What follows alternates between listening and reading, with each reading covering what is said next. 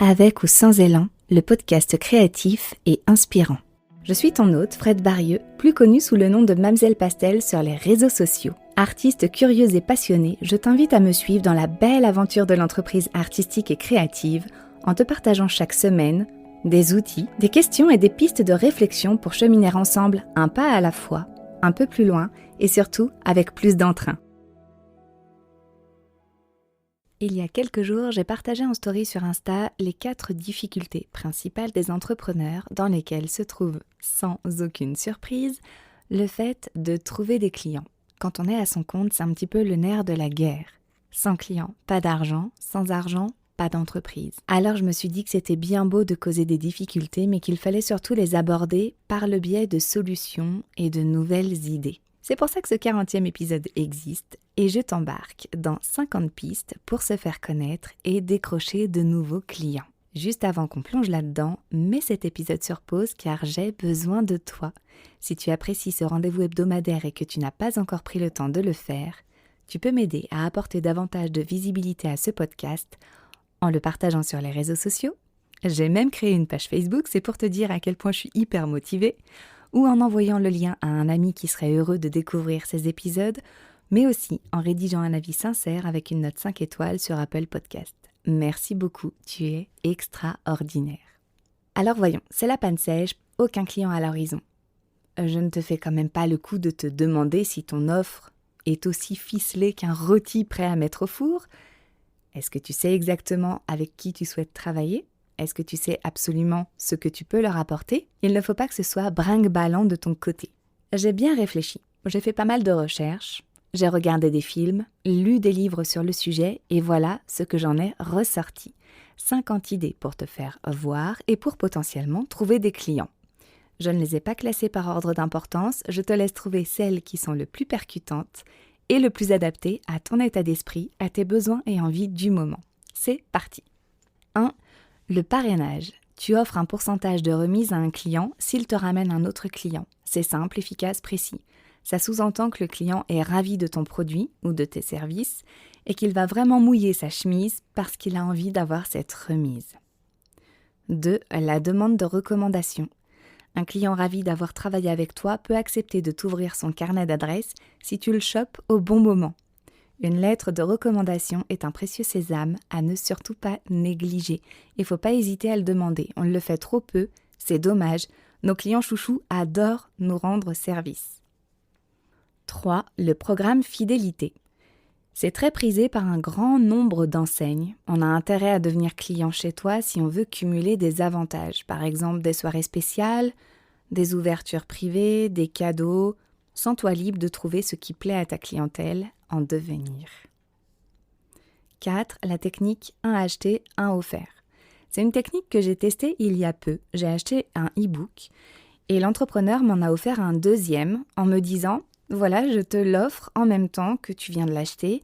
Je te partage un code gratuit que tu vas offrir à un de tes amis qui pourrait en avoir besoin. » Ça a été hyper efficace et je ne te cache pas que mon amie, effectivement, est devenue cliente aussi parce que le thème abordé lui plaisait beaucoup et que cette façon d'entrer en matière, franchement, qui va s'en plaindre quand on t'offre un produit qui en plus te plaît ? 5e idée, les cartes de visite. Je suis pas grande fan des cartes de visite. Pour ma part, j'ai arrêté d'en faire. Je suis pas la meilleure placée pour t'en parler, mais ça n'empêche que ça reste quand même un incontournable de la stratégie marketing. Oui, c'est sûr, une carte de visite placée dans un endroit très fréquenté, c'est une bonne idée, notamment pour attirer les clients qui rechignent à aller sur Internet.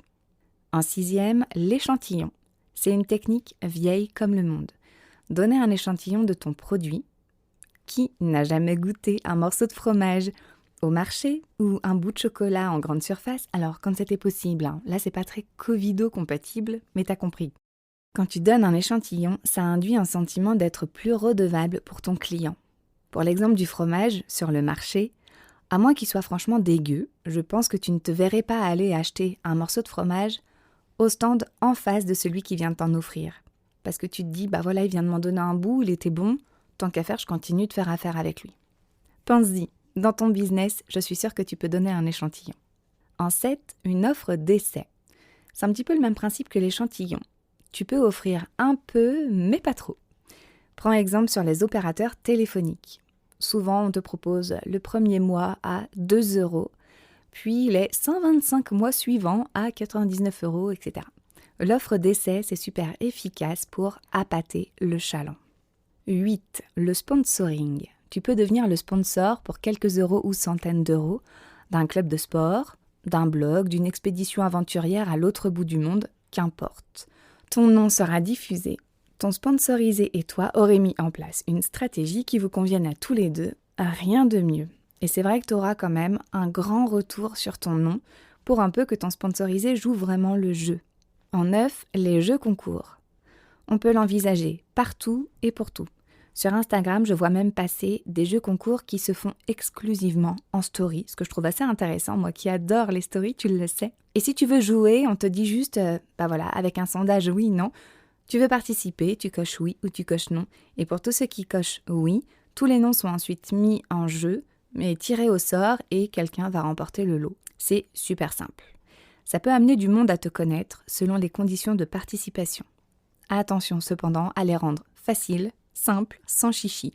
Faut pas qu'il y ait 35 comptes à suivre, 10 hashtags à utiliser, 50 stories ou posts à faire. Faut vraiment rester basique. En 10, organiser un challenge.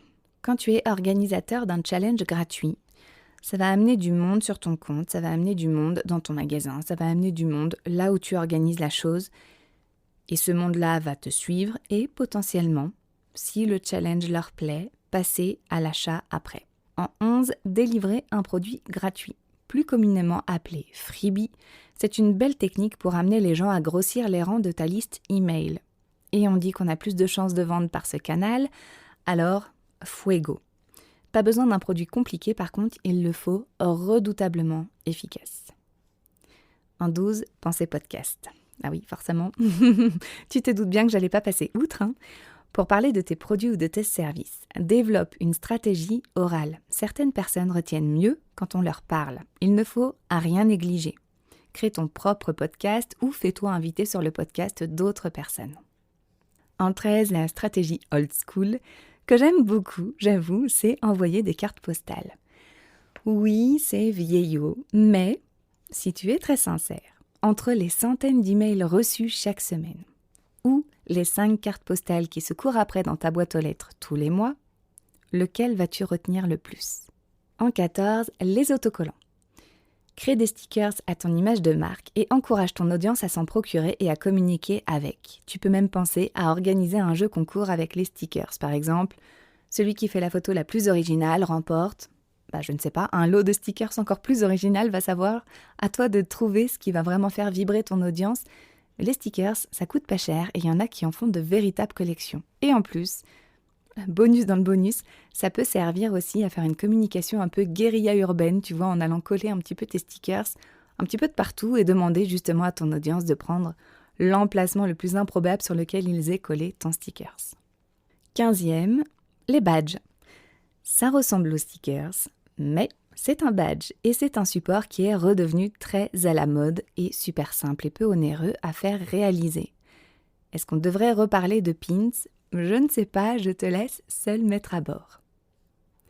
En 16e, relancer les anciens clients. Oui, avoir de nouveaux clients, c'est beaucoup plus fatigant que de réactiver les anciens clients, ceux qui t'ont déjà fait confiance, ceux qui ont déjà acheté un de tes produits ou de tes services. Prends de leurs nouvelles, demande-leur comment ton produit les a aidés, sois présent auprès d'eux. En 17e, un blog. Tu vas me dire, ouais, non, là c'est franchement un peu trop dépassé, le blogging, etc. Et moi je te réponds, mais comment l'écriture peut-elle être dépassée ? Un blog, ça peut être monétisé et ça peut t'apporter un complément de revenus non négligeable. Et grâce au blog, tu peux aussi faire venir du trafic sur ton site et donc potentiellement toucher plus de clients. En 18e, proposer une session questions-réponses. Si tu connais ton audience, ta clientèle sur le bout des doigts, proposer de parler de ses difficultés, toutes les difficultés qu'ils rencontrent, et leur apporter des solutions, ça peut faire venir d'autres clients, surtout si tu confères à cet événement une aura un petit peu cosy, un peu privée, tu vois, quelque chose que tout le monde ne pourra pas venir regarder ou écouter. Il faut déjà être un petit peu dans ton cercle. Par contre, tes clients peuvent inviter des membres de leur communauté à y participer. Donner un système d'invitation par exemple. En 19e, user et abuser des réseaux sociaux. Tu connais mon amour pour Instagram, il n'y a pas que ça comme réseau, je te laisse choisir celui qui te correspond le mieux. Mais étendre ton réseau et proposer tes services par ce biais, c'est gratuit et c'est quasiment devenu un incontournable. En 20, Google My Business. C'est gratuit aussi, c'est sur Google. C'est créer une page pour ton entreprise en rentrant les informations principales. Tu peux ajouter des photos, tes horaires d'ouverture, des petites informations et les gens peuvent te laisser des avis. C'est vraiment l'idéal pour une clientèle locale qui n'aurait pas encore entendu parler de toi. En 21, le recrutement de testeurs. C'est très utilisé par les marques de produits de beauté. On te propose de recevoir un produit, de le tester et d'en parler autour de toi ou sur tes réseaux sociaux. Tu peux aussi t'appuyer sur la communauté de tes testeurs, sur leurs retours, sincères notamment, pour améliorer tes produits. C'est vraiment très humain. En 22, les sessions live. Ça rejoint un petit peu le question-réponse, sauf que là, ça va être ouvert à tout le monde. C'est un rendez-vous à mettre en place avec ta clientèle pour attirer du monde, améliorer ton image de marque et surtout, augmenter le rapport de confiance. En 23, demander un partage de liens sur les blogs. Si tu connais des blogs qui ont une communauté qui peut être intéressée par des produits ou des services similaires aux tiens, tu peux mettre en place un échange de liens entre vos deux blogs. Google adore ce genre de procédé et ça va franchement aider ton référencement. Des clients peuvent aller d'un blog à l'autre et devenir clients sur les deux blogs. En 24, créer un test en ligne ou une formation en ligne. Trouve un thème cher à tes clients idéaux, amuse-toi à créer un petit test en ligne afin d'obtenir leur adresse mail en échange et hop, c'est une chance supplémentaire d'avoir une conversion puisque cette nouvelle adresse mail viendra enrichir ta base de données de laquelle tu envoies tes newsletters, etc. En 25, un échange de bons procédés. Mettre en avant un produit en échange d'un article, tester un service en avant-première en échange d'une mise en avant dans un post, trouve ce qui peut être un échange de bons procédés avec quelqu'un qui fait quelque chose de similaire, mais pas forcément copier-coller à toi. On est déjà à la moitié, il nous reste encore 25 autres idées. Dis donc, c'est un sacré épisode. On continue. En 26, on va penser flyer. Si tu organises des prestations privées, pense à te procurer un stock de flyers à donner lors de ton départ. On oublie facilement le nom des gens, on ne prend pas le temps de les chercher sur Internet. Et si tu as écouté dans les anciens épisodes, j'avais interviewé Monsieur Boule, clown apiculteur de son état, qui expliquait justement distribuer un tract, un petit flyer, à chaque enfant quand il partait de chaque anniversaire, de façon à ce que les enfants, ultra contents, donnent le petit prospectus à leurs parents en rentrant, et boum, une chance supplémentaire d'avoir des clients. En 27, organiser une journée porte ouverte. Comme toutes les écoles, quasiment, le font, pense à faire découvrir ton établissement. Ton établissement, même si tu ne vends pas en personne physique. Donc ça peut être chez toi, ça peut être aussi, surtout en ce moment, par visio, on s'en fiche. Il nous faut des événements spéciaux, ça peut être un vernissage, une prestation scénique en live, fais venir un groupe de musique, des réductions spéciales, tout est possible. Certaines portes ouvertes affichent complet d'année en année, et c'est pas pour rien. En 28, dans le même goût que la porte ouverte, on va penser lancement. Un lancement d'un nouveau produit ou d'un service doit être festif. Si personne n'en entend parler, comment penses-tu attirer du monde ? Alors tu vas penser goodies, événements, tape à l'œil. Ça peut être sinon aussi quelque chose de très privé, de luxueux, sur invitation. Je suis sûre que tu fourmilles d'idées. En 29, je t'encourage à créer ton média, ton propre média. C'est le meilleur endroit pour asseoir ta position d'expert et ta position de référence dans ton milieu. Chaque milieu a son média. Alors autant créer le tien ou te rapprocher de ceux existants pour apparaître dedans.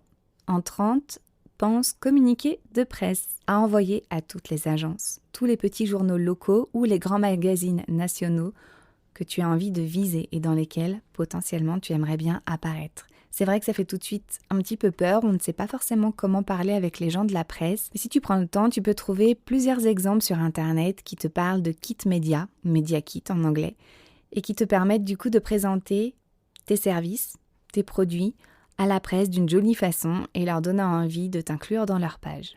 31e idée, profiter de la facturation. Quand tu envoies ta facture, après avoir réalisé ta prestation ou après avoir vendu ton produit, tu es en lien avec ton client et tu peux tout à fait profiter de ce moment-là pour lui donner un code promo pour sa prochaine commande.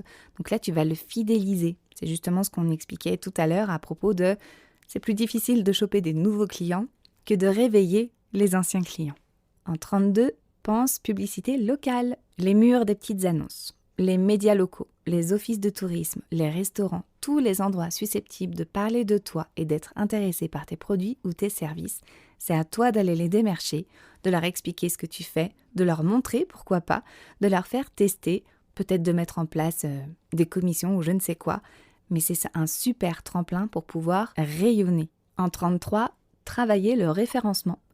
Ton site internet peut amener beaucoup de trafic et donc de clients. Peut-être que tu n'as pas assez pensé à optimiser le référencement. Si tu ne sais pas faire, ça peut peut-être valoir la peine d'embaucher un référenceur professionnel. Et si tu n'as pas encore de site internet, j'ai juste envie de te demander, qu'est-ce que tu attends ? En 34, la newsletter. Récupérer des adresses e-mail, c'est bien, mais les utiliser, c'est encore mieux. Alors partage avec tous les inscrits de ta newsletter de la valeur. Et n'hésite pas à les faire profiter d'offres exclusives ou de petits bonus que tous les autres n'auront pas. Il faut vraiment qu'il y ait un sentiment d'appartenance, un sentiment d'exclusivité, sinon pourquoi on te donnerait notre adresse mail ? En 35, pensez upsell. Si tu vends un produit, pense automatiquement aux petits produits additionnels que ton client peut avoir envie d'acheter. Chez McDo, par exemple, on te propose un menu, ou encore un sundae, ou encore une sauce, ou encore inspire-toi-en et adapte-le à ton business.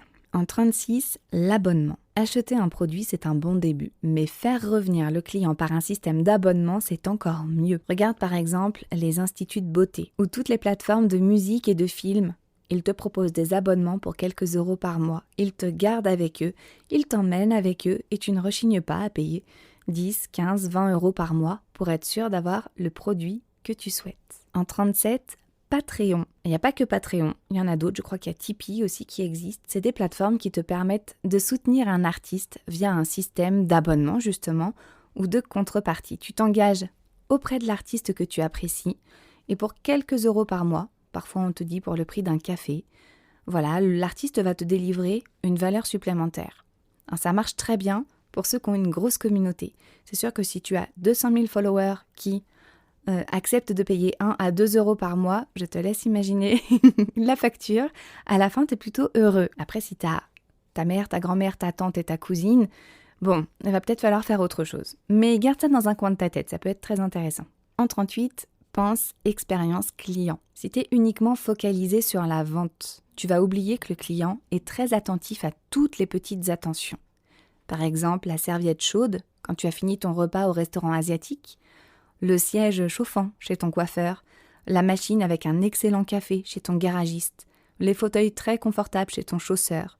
Pense à tout ce qui peut être très très cool et surtout à tout ce qui peut donner envie à ta clientèle de venir, de revenir et de parler de toi, tes produits, tes services, ta boutique. En 39, le packaging.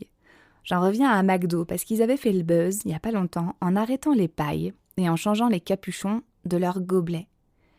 Est-ce que toi, tu as un packaging qui te permet de mieux te faire voir ? Est-ce que c'est quelque chose sur lequel tu as travaillé, quelque chose que tu peux mettre en place pour justement donner à ton client ce sentiment de changer un petit peu les codes, d'être dans l'écologie par exemple ou... 40, la stratégie de contenu. Oui, c'est une stratégie au long cours pour laquelle la hâte ne sert à rien. Personnellement, c'est quelque chose que j'adore. Créer du contenu, c'est un excellent moyen d'être au plus près de tes consommateurs, d'être à leur côté littéralement, de connaître ce qui leur plaît, ce qui ne leur plaît pas, et de leur prouver que tu connais ton sujet sur le bout des doigts. Oui, ça prend du temps, mais ça reste, selon moi qui le pratique, une stratégie tellement enrichissante. 41, Le Bon Coin. Il y a tellement d'annonces sur Le Bon Coin que tu peux parler de tes services et produits sans souci. Et ça amène chaque jour des clients à des centaines d'entrepreneurs. Alors pourquoi pas toi ? 42, Airbnb. En plus de louer des logements, Airbnb propose des expériences. Là où tu vas en vacances, en week-end, par exemple danser le flamenco à Séville dans une authentique école de danse, ou encore parcourir les vieilles rues de Rome avec un prof d'histoire à la retraite parfaitement bilingue, ou encore assister à un concert chez l'habitant à Paris ou prendre un cours de cuisine à Bangkok. Tout est possible. Donc si tu es prestataire de service, c'est tout particulièrement adapté à ton cas. En 43, les espaces de coworking. Peut-être que ton activité n'est pas encore très développée, pas encore très connue. Quand tu partages des espaces de travail, tu vas rencontrer d'autres entrepreneurs à qui tu vas parler de ton activité, tout comme tu l'as fait parler eux de leur activité. C'est idéal pour étoffer ton réseau et te faire découvrir. En 44, l'affiliation. Les clients très satisfaits de tes produits ou tes services sont les mieux placés pour parler de toi. Offre-leur un petit pourcentage lorsqu'ils arrivent à amener un nouveau client qui signe avec toi. En 45, propose un audit ou un appel découverte. Si tu as une expertise très précise, tu peux proposer à tes clients un audit gratuit ou un appel découverte d'une 30aine de minutes gratuit. Cela revient à écouter ce qui gêne ton client, à analyser ce que tu envoies et à lui faire part de quelques solutions faciles à mettre en place. Il sera ainsi rassuré et il aura certainement envie d'aller plus loin avec toi et de continuer avec toi. Alors sache que j'ai essayé plusieurs appels découvertes et que jusqu'à maintenant, j'en ai été extrêmement déçue.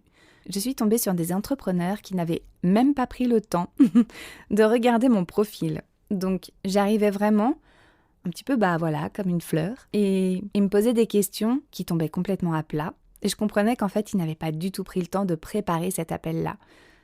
Donc si toi aussi, tu envisages de préparer et de passer et proposer des appels, découvertes ou des audits, assure-toi de le faire vraiment avec cœur, avec envie, de ne pas arriver en retard. Moi, ça m'est arrivé qu'il y ait des entrepreneurs qui m'appellent en retard sans s'excuser. C'est une bonne solution, une bonne tactique, mais il faut vraiment le faire avec cœur et non pas en proposer 150 par mois parce que tu ne peux pas le faire bien. 46. La rue. Proposer ta prestation en pleine rue. Alors bien évidemment, après accord préalable auprès de ta mairie ou de ta préfecture, bien sûr, je ne t'encourage pas à faire le sauvage, ça permet de se faire découvrir. Si tu es plutôt du côté sauvage de la rue, pourquoi ne pas penser à dessiner par terre, par exemple avec des craies? C'est quelque chose qui s'efface et tu peux faire parler de toi sans abîmer le mobilier urbain. Après voilà, faut savoir où on peut se le permettre et surtout, faut l'assumer. Mais pourquoi pas? 47. Le troc. Dans certaines villes, il existe des monnaies locales. Et pourquoi on ne pourrait pas remettre le troc au goût du jour? Certaines personnes n'auraient peut-être jamais pensé à tes services sans passer par ce biais. Donc pourquoi pas? 48. Commission. Revendre le produit d'un autre entrepreneur parce qu'il colle parfaitement à tes attentes et semble être une valeur ajoutée vraiment cool pour ton audience, ça peut être une bonne idée. L'entrepreneur à qui tu proposeras ce deal sera sensible à ton geste et aura peut-être même tendance à parler de toi puisque c'est chouette d'avoir des points de vente, donc d'avoir de nouveaux potentiels clients. En 49, recrute des ambassadeurs. Transforme tes meilleurs clients en ambassadeurs de ta marque, c'est super efficace et ultra puissant.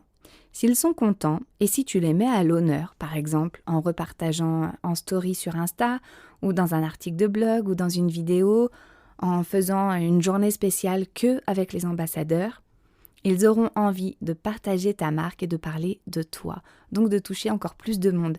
Et comme on va leur faire confiance, puisque ça peut être monsieur et madame tout le monde, c'est très très puissant. Et la dernière idée, c'est les ateliers. Organiser un atelier avec d'autres professionnels autour d'une thématique peut s'avérer très payant. Très payant même s'il est gratuit. Oui, c'est bizarre. L'atelier intéresse. Ce format-là, c'est l'endroit où on va partager un moment convivial. On va partager un savoir-faire. On va repartir avec notre production, par exemple un atelier savon, j'ai ça en tête, ou avec des conseils adaptés à notre cas particulier. Et on aura envie, si ça nous a plu, si c'était une prestation de qualité, de revenir ou du moins de continuer à acheter auprès de cette personne qu'on a rencontrée lors de l'atelier. Et voilà, je ne t'ai rien épargné, je t'en ai peut-être même fait voir des vertes et des pas mûres en te proposant des choses un petit peu tarabiscotées, voire même tirées par les cheveux. Mais je suis sûre que maintenant, t'es en train de te dire « Bon sang, mais c'est bien sûr !» Bien sûr, t'as pas besoin de tout essayer. Par contre, je t'encourage à regarder autour de toi. Qu'est-ce qui te fait venir et revenir chez tel ou tel commerçant.